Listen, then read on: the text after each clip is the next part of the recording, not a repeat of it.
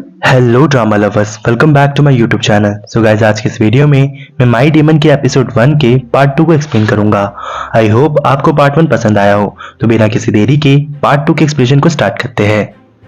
Part 2 की starting part 1 के ending से ही होती है, जहां हम देखते हैं कि दोही अपनी कार में बैठ के जा रही होती है। वो अपने सेक्रेटरी से बोलती है कि मैडम जू ने मुझे किसके साथ मीटिंग के लिए भेज दिया। ये तो बिल्कुल भी अच्छा नहीं था, साथ ही बड़ा बदतमीज था। इसके बाद वो पूछती है कि हमारी कंपनी के शेयर्स को गिराने के लिए सब किसने किया है। तो हम देखते हैं कि दोही की सेक्रेटरी बताती है ये सब नोही का किया धरा है। अब ये सब सुन के दोही कहती है ये सब मेरे पीछे क्यों पड़े हुए हैं। अब हमें 1 साल पहले का सीन दिखाया जाता है, जहां हम देखते हैं कि मैडम जू का बर्थडे होता है और सभी के सभी फैमिली मेंबर्स वहां पे आए होते हैं।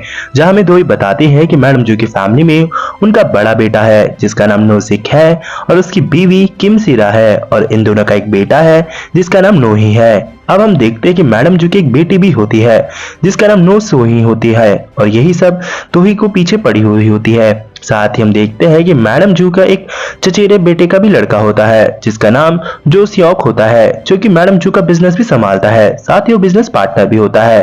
और इसी के साथ हम देखते हैं कि मैडम जू के साथ सब फोटो खिंचाने के लिए तैयार होते हैं, लेकिन वो फोटो नहीं खिंचाती क्योंकि दोही तब तक नहीं आती।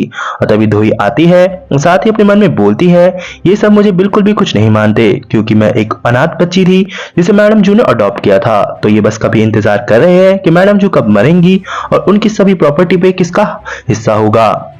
अब सीन प्रेजेंट में आता है, जहां हम देखते हैं कि दोही को किसी का फोन आता है, जो कि हम देखते हैं कि मरिया ग्रुप्स का ही कोई मैनेजर होता है जो कि एक टॉयलेट से बात कर रहा होता है।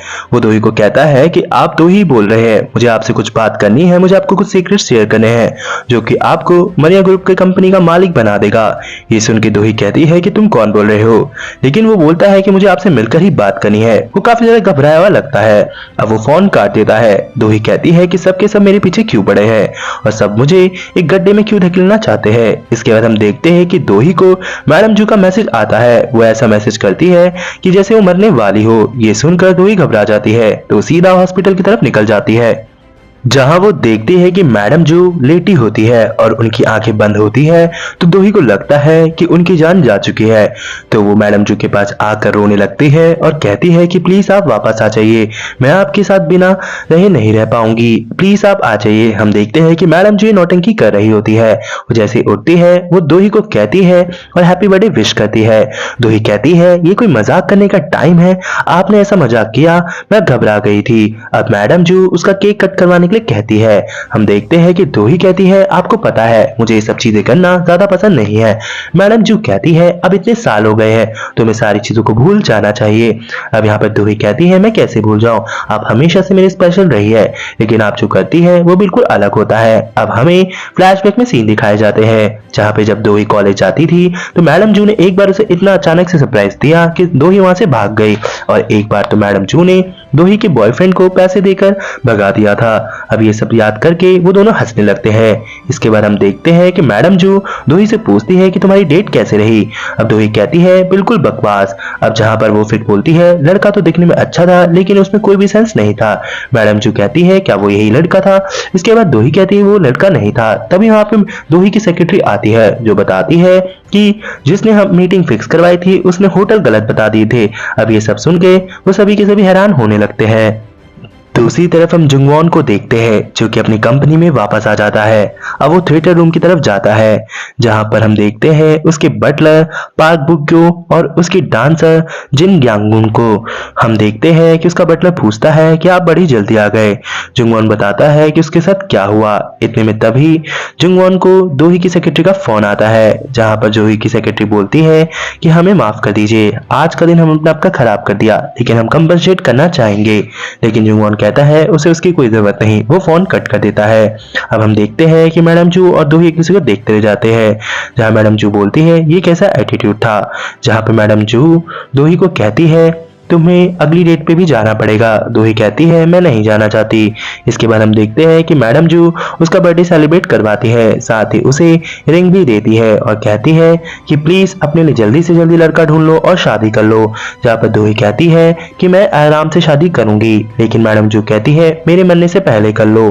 दोही कहती है आप अभी नहीं मरने वाली। इसके बाद वो दोनों ही इमोशनल हो जाते हैं। दूसरी तरफ हम जुंगवॉन को देखते हैं जो कि अपने बटल को बोलता है कि एक लड़की ने आज सब कुछ खराब कर दिया, उसने डेट समझा। इसके बाद जिस पे जिन योंग भी रिएक्ट करती है। अब यहाँ पर जुंगवॉन बोलता है कि ऐसा कुछ नहीं है, उसने बस मेरा खाना खराब कर दिया, साथ ही मैं जो केक खाने वाला था उसने उसका भी मूड पूरा का पूरा खराब कर दिया। इसके बाद वो ये बोलकर वो वहां से चला जाता है। इसके बाद हम दोही को देखते हैं जो कि अपनी सेक्रेटरी को बोलती है कि तुम यहीं से घर चली जाना, मुझे यहाँ से कहीं और जाना है। दूसरी तरफ हम देखते हैं जुंगवॉन को जो कि अपने ऑफिस में बैठा होता है, साथ ही अपनी शक्तियों से एक चिड़िया को उड़ा रहा होता है। तभी उसका बटलर पाक बूट बोलता है कि आज आपको कोई सोल मिली या नहीं, जहाँ पे जुंगवॉन बताता है अगर कोई सोल मिल जाती तो मजा ही आ जाता। इतने में वहां पर जिन यांग आ जाती है जो कि जुंगवॉन से पूछती है वो लड़की कौन थी। जुंगवॉन उसे बताता है वो सब एक मिसअंडरस्टैंडिंग है जो तुम सोच रही हो। इसके बाद हम देखते हैं कि दोही एक बीच पर पहुंच जाती है जहां पर वो अपने पेरेंट्स को याद करती है और वो काफी ज्यादा इमोशनल हो जाती है। दूसरी तरफ हम उसी मैनेजर को देखते हैं जो कि वॉशरूम से बाहर निकलकर अपने हाथ धोने वाला होता है कि तभी वहां पर एक क्लीनर आकर उसका मर्डर कर देता है। इसके बाद दोही बीच पर काफी ज्यादा कुछ सोच रही होती है, साथ ही वो अपने पेरेंट्स के साथ इमोशनल मोमेंट को भी याद करती है कि कैसे उसके पेरेंट्स और वो टाइम स्पेंड करते थे, साथ ही इस बीच पर वो हर बार आया करते थे। ये सब सोचकर वो काफी ज्यादा इमोशनल हो जाती है। वो कहती है कि मुझे अपने पेरेंट्स की हर बात याद है। ऐसे ही सोचते सोचते काफी ज्यादा रात हो जाती है। अब हमें रात में जुंगवॉन को दिखाया जाता है जो कि एक बहुत ही ऊंची बिल्डिंग में बैठकर कुछ सोच रहा होता है। वो सोच रहा होता है कि आज बड़ी कुछ अजीब सी बात है कि आज कुछ अजीब होने वाला है। मुझे अभी तक कोई भी सोलमेट नहीं मिला, यानी वो सोल जिसे मैं यहाँ से हेल भेज सकूं। वो यही सब सोच रहा होता है। दूसरी तरफ दोही कहती है कि आज का दिन भी खत्म हो गया, मेरा कर्स बर्थडे खत्म हुआ। मुझे श्रापित बर्थडे बिल्कुल भी पसंद नहीं क्योंकि मैंने आज ही के दिन अपने मॉम डैड को खोया था। इसके बाद हम देखते हैं कि दोही के पास एक ड्राइवर आता है और कहता है कि आपने कार बुक की थी। अब दोही कहती है हाँ। अब वो कार में बैठ के जाने लगती है, लेकिन उसे कार का ड्राइवर कुछ अजीब लगता है। उसकी गर्दन पर बड़े अजीब से निशान होते हैं। वो समझ जाती है ये कोई आम ड्राइवर नहीं है, ये क्रिमिनल होता है। अब हम देखते हैं कि दोही उसके रिएक्शन पर देख रही होती है, तभी वो उस पर हमला कर देता है। वो ड्राइवर दोही को मारने वाला होता है, लेकिन दोही कैसे न कैसे बचकर उससे भाग जाती है।